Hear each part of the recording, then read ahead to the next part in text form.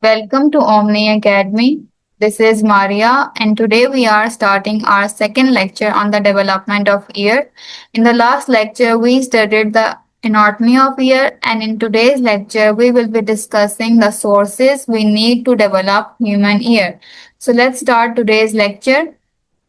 So we need three germinal layers to develop human ear. So these three germinal layer will act as sources for the development of ear.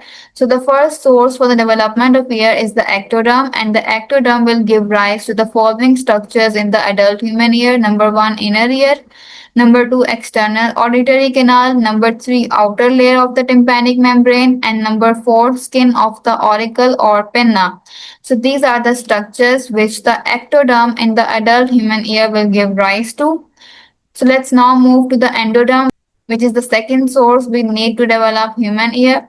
So the endoderm will give rise to the following structures. Number one, middle ear cavity. Number two, eustachian tube. Number three, inner layer of the tympanic membrane.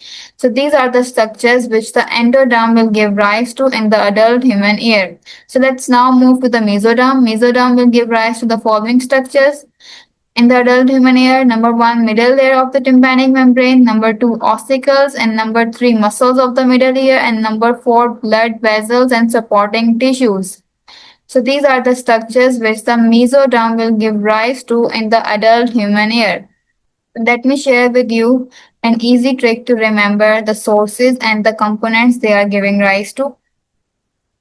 So the ectoderm is giving rise to the outer and the inner ear. The endoderm is giving rise only to the middle ear. And number three, mesoderm is giving rise to muscles and middle layer of tympanic membrane as well as the supporting structures. So this was today's lecture. In the next lecture, we will be discussing the development of the outer ear. So see you in next lecture.